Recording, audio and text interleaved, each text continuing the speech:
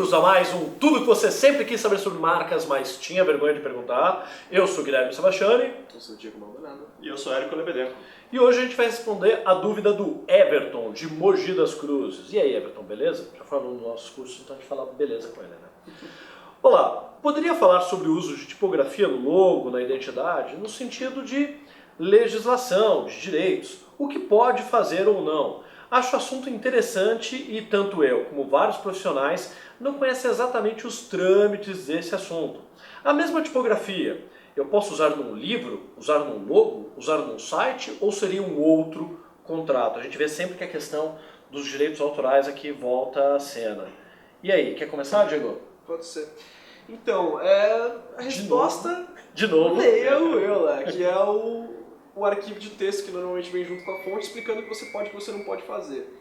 Eu acho que aí vale destacar uma parte dessa pergunta, que é num site. O site... Existem duas formas de você usar uma tipografia num site. Uma ela é um JPEG ali, ela é uma imagem, e isso uma licença desktop cobre. Ou seja, se você tiver a fonte, transformar numa imagem e usar no site não é problema. Não é problema. Legal. Ou até num SVG hoje em dia, né? Tem essa, você pode converter ela em vetor e um SVG, isso já é possível. Então, com dúvida, SVG é um vetor? SVG é um vetor. Essa é uma dúvida que surgiu ontem, obrigado. Assim, a gente responde as dúvidas nossas aqui. Aí você tem as fontes que são chamadas de web fonts, que são formatos especiais para a internet, feitas para ser lidas pelos browsers. As web fonts elas ainda são uma coisa muito recente, então isso ainda gera muita confusão. Normalmente aí você precisa pagar uma licença a mais por isso. Então assim, aí essa licença a mais, normalmente, vamos sempre no normalmente, tá? Existem exceções às regras.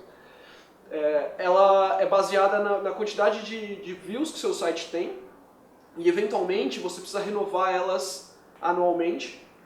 Ou ainda tem serviços de assinatura como o Typekit e o Typography.cloud, enfim, tem alguns outros aí que vocês podem dar uma olhada, que você paga um anual e você pode usar todas as fontes que eles oferecem.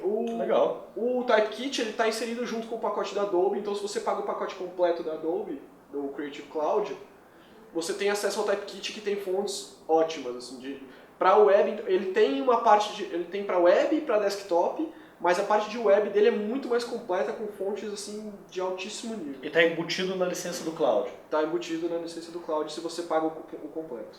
Agora, eu posso usar num logo a fonte? Também. Leia o EULA. E aí esse vai entrar num problema até que é bacana do episódio que vai ser gravado do Dia Crítico sobre direito autoral, porque isso entra questões de legislação de cada país. Então é uma coisa que eu mesmo agora fico com muita dúvida, porque o que eu sempre escutei de advogados aqui no Brasil é, no momento que você converte em um vetor, desde que você tenha a fonte, você pode utilizá-la no logo, porque no Brasil o desenho da letra não teria proteção de direito autoral. Essa é uma pergunta muito boa para fazer no programa que vocês vão gravar. De repente, quando sair esse, que é o 5º, já tem o programa gravado lá no Dia Crítico. É importante destacar que aqui no Brasil, fonte é considerado software. Então está dentro da legislação de softwares. Por isso que multas, pirataria, está tudo enquadrado da mesma maneira como se tivesse um software, alguém que tem um pacote Adobe pirata. E aí, é o mesmo problema. Que a gente sabe que ninguém tem. Não, ninguém tem. E aí vem a pergunta que eu queria fazer, que é uma série de perguntas assim, puxa, eu posso pegar, já que está na licença de um software, pegar esse software que eu adquiri a licença, entrar, usar um arquivo de editor de fontes e alterar o desenho dos caracteres e adaptar para um uso próprio? Algumas foundries, até alguns anos atrás, permitiam que você alterasse para uso próprio. Tá. Um uso específico ou um projeto específico. Hoje em dia isso é bem mais raro. A maioria das foundries não permite você alterar a fonte que eles criaram e trabalhar com ela, e inclusive não pode repassar essa fonte alterada. Ou seja, se aquelas que permitem que você altere, mas só para uso próprio, não para uma revenda. Por acaso, essa semana eu fiz um trabalho desse. A fonte permitia, a diretora de arte quis que fizesse uma pequena alteração, e eu fiz uma pequena alteração e exportei a fonte novamente. Mas isso é muito comum em fontes open source. Aí você pode, às vezes, até redistribuir ela, dando crédito para o autor original. Mas leia o EULA, porque mesmo quando fala open source não quer dizer que toda fonte gratuita é open source. Tá? Não. Existe uma grande diferença entre a fonte gratuita e a fonte open source. Qual é a diferença entre a fonte gratuita e a fonte open source? A fonte gratuita, ela pode ser completamente fechada. Você talvez não possa nem abrir ela num editor de fontes, talvez nem converter em vetor e usar um logo. Essa parte, só voltando nessa história, normalmente as foundries que são focadas em editorial, normalmente não. Algumas, eu sei que a Commercial Type é uma que não permite que você faça um logo com a licença básica deles. Você teria que pagar um a mais. Mas assim, quando você tem uma fonte de graça, ela pode ser tão fechada quanto uma fonte que você comprou. Ela simplesmente está disponível gratuitamente. Você tem um monte de regras rígidas que te impede de fazer vários usos, você só não precisa pagar por ela. Inclusive, você não pode mandar... Às vezes você não pode mandar uma fonte para outra pessoa. Tipo, não, essa fonte é grátis, toma aqui, usa. Não, a pessoa tem que baixar do site da foundry. Porque de alguma forma outra pessoa, mesmo tendo acesso gratuito, ela tem que de alguma forma assinar o EULA quando ela dá um código. Exatamente. E o próprio nome open source, se a gente for analisar, é o código aberto. Isso é uma coisa que veio da programação, da informática. Então, ele foi uma fonte produzida e desenvolvida com código livre, que você pode ir lá alterar o código para melhorar. Ok. Mas sempre dando crédito para quem trabalhou antes, assim como alguém daí vai poder pegar o teu trabalho, como você também trabalhou em open source, e também alterar dando os créditos devidos. E o fato de ser open source não quer dizer que não tem uma licença. A licença existe e está lá. Talvez você tenha que repassar com a mesma licença. Se daí você não poderia restringir um pouco mais. Resumindo, leia a licença. Agora, a gente está falando de um universo que justamente as grandes questões que estão aparecendo aqui vêm de uma questão de universo digital, da fonte como software. E antes disso, como é que funcionava, Érico? Porque, poxa, quando antes eu comprava um tipo móvel, eu estou comprando algo físico. Como é que historicamente isso era? Imagino que as regras no passado eram um pouco diferentes. Sim. O que acontece, como você falou, isso é um problema característico dessa era digital. Até ali os anos 80, a gente foi tipos de chumbo, né, os tipos físicos, depois fotocomposição, era necessário que o fornecedor, a produtora ou a gráfica tivesse esse material. Então eles podiam fazer o que quisessem com aquele material. Era uma ferramenta, você comprava um instrumento. O que acontecia no paste-up, no layout, você indicava qual tipo de fonte você queria, tamanho e as características. Hoje em dia, por isso estar na máquina de cada pessoa, se ampliou muito esse leque de usos e de possibilidades. Com isso, se ampliou também o leque de licenças e registros. Como o Diego falou, temos web fonts, temos as fontes de desktop, tem uso de servidor, aplicativos, cada um com uma característica de uso diferente. Vídeo, também tem vídeo. Às vezes você tem que pagar diferente para usar para o vídeo, a gente não falou isso, né? É verdade. Mas às vezes a licença para vídeo é diferente. Cinema, videogame.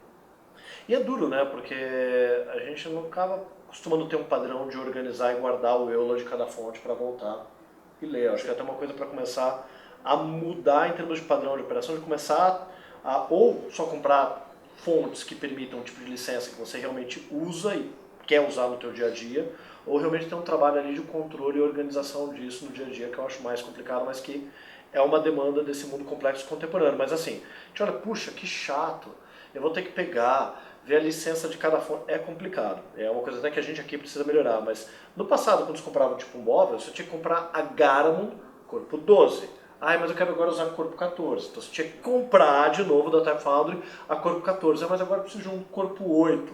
Você ia lá e comprava um set do corpo 8. Mas eu queria fazer uma gaveta desse tamanho. É chumbo, é pesado, né? Mas eu queria destacar uma palavrinha aqui em bold. Aí você comprava o set bold. Mas essa daqui eu quero destacar com itálico. Compro o set itálico. Aí se eu quiser o bold com itálico, era outro set. Então era mais complicado. Eu acho que a gente não pode... Claro, tem muita coisa a se melhorar. Acho que esses sistemas de assinatura que você compra uma licença mais universal e paga por mês é uma alternativa ótima para simplificar o trabalho, mas o mundo já é bem menos complicado do que era antigamente. E puxando para o lado de marcas, né, existe um recurso que a House Industries lançou, baseado no Photolettering, que é uma plataforma em que você faz a composição e você baixa um arquivo EPS dessa composição. E paga por aquilo. Então você paga, na realidade, pelo vetor. Entenda a composição como palavra. A palavra pronta. Digita a palavra. Exatamente. Então você não precisa comprar a fonte inteira, você compra só o que seria referente às 5 letras da sua marca. Ótimo. E aí eu imagino que a licença já seja uma licença daquele vetor para uso de Exatamente. marca, porque essa é a finalidade. Exatamente. E é muito aí- mais barato. E eles indicam tiragens, quantidade de divulgação, já todas as características certinho. Bem, vocês sabem que vocês têm agora a lição de casa de passar pra gente todos os links que vocês citaram nesses 5 vídeos pra gente colocar em todas as postagens, né? Não, vocês não anotaram? Eu não anotei. Você anotou, Akira? Ah, o Akira anotou, o Akira anotou. Então a gente vai colocar aqui os links na postagem. Oriental demais, né? Esse povo é fantástico. Mas vamos lá. E esse foi o nosso quinto Tudo que você sempre quis saber sobre marketing, mas tinha vergonha de perguntar. Agradecer enormemente a vocês dois que vieram uma segunda vez gravar aqui com a gente, mas eu posso dizer, claro que o público não vai saber, ficou melhor do que da primeira vez, né? Ficou melhor. Claro, ultimamente para eles, porque não, Eles não vão ver a primeira vez. não Pra vão eles ver, ficou né? melhor, porque era o não existente. Claro, né? Ficou melhor do que todas as versões que vocês podem assistir online. Beleza? Valeu, pessoal. Brigadão e até a próxima.